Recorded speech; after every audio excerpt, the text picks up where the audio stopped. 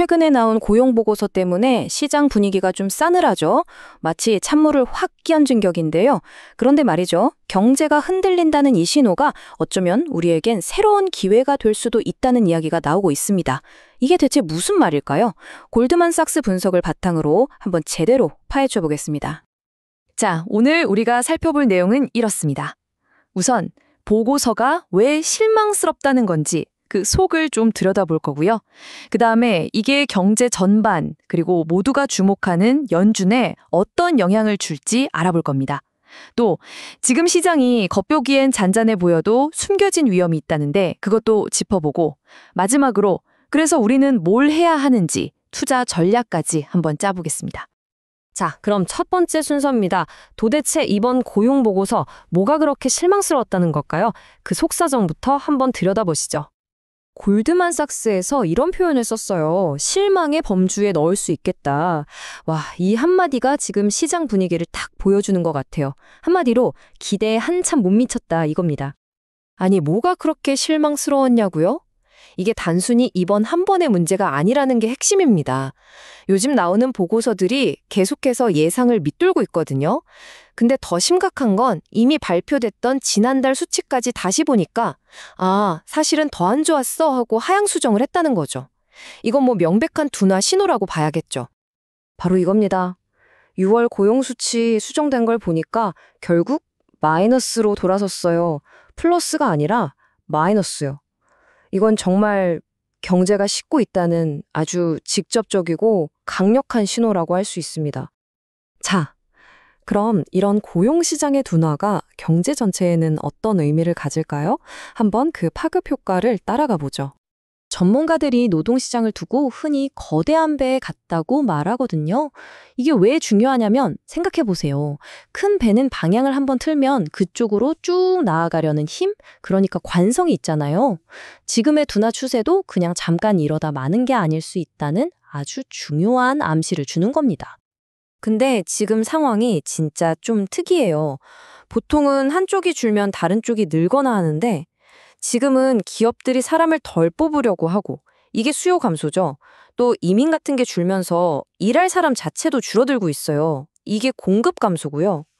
수요랑 공급이 같이 줄어버리니까 도대체 경제의 진짜 체력이 어느 정도인지 파악하기가 정말 애매해진 거죠.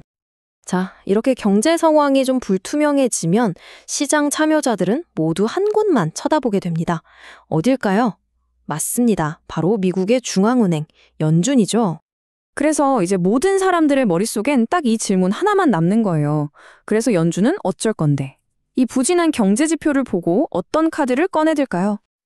일단 경제가 안 좋으니까 금리를 내려야 한다는 압박은 확실히 커졌습니다. 근데 그렇다고 연준이 갑자기 0.5%포인트씩 확 내리는 그런 전보 컷을 할 것 같진 않아요. 시장이 보는 건 그거죠.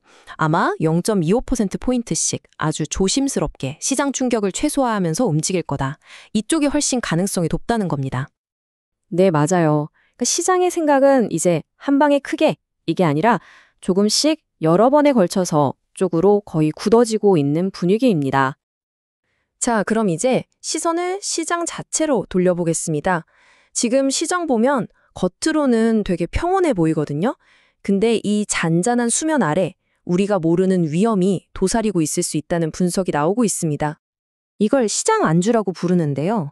무슨 말이냐면 변동성이 너무 낮아서 시장이 안정적이구나 하고 마음을 놓게 되는 상태를 말하는 거예요. 투자자들이 숨어있는 위험을 못 보고 있다는 거죠.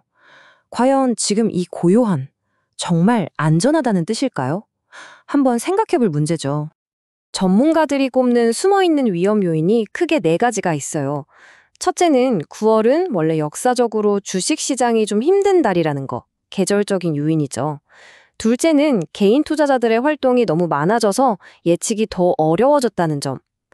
그리고 진짜 중요한 게 나머지 2개인데요. 하나는 레버리지 펀드예요. 얘네들은 시장이 조금만 흔들려도 프로그램에 따라 자동으로 엄청난 물량을 팔아치울 수 있거든요. 또 하나는 변동성 매도 포지션이 너무 많다는 건데 이게 인위적으로 시장을 잔잔하게 누르다가 어느 순간 북이 터지듯 확 터져버릴 수 있다는 겁니다. 자, 그럼 이제 제일 중요한 질문이 남았습니다.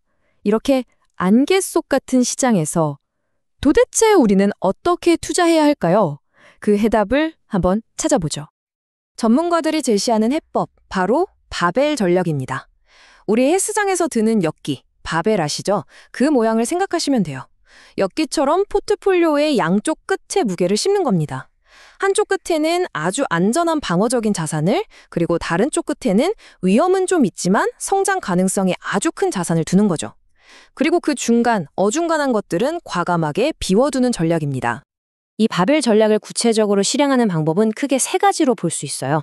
자, 첫 번째, 한쪽 끝에는 흔들리지 않을 우량주를 담는 겁니다. 안정적인 거죠. 두 번째, 다른 쪽 끝에서는 달러 약세에 배칭하는 거예요. 예를 들면 금 같은 자산에 투자하는 거죠. 그리고 마지막 세 번째는 금리 인하 시기에 수혜를 볼 수 있는 신흥시장을 공략하는 겁니다. 물론 아무데나 들어가는 게 아니라 옥석을 잘 가려야겠죠. 이 신흥시장의 예시로 딱 꼽히는 곳이 바로 중국이에요. 이게 왜 흥미롭냐면 지금 많은 서구 투자자들이 중국 시장 비중을 엄청나게 줄여놨거든요.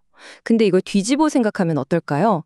앞으로 상황이 좋아지면 다시 들어올 자금이 그만큼 많다는 뜻도 되잖아요. 바로 이 지점이 기회가 될 수 있다는 분석입니다. 자, 오늘 이야기의 결론입니다. 마지막으로 이런 질문을 한번 던져보고 싶네요. 경제의 나쁜 소식이 투자자에게는 좋은 소식이다. 이게 지금 시장의 현실이거든요.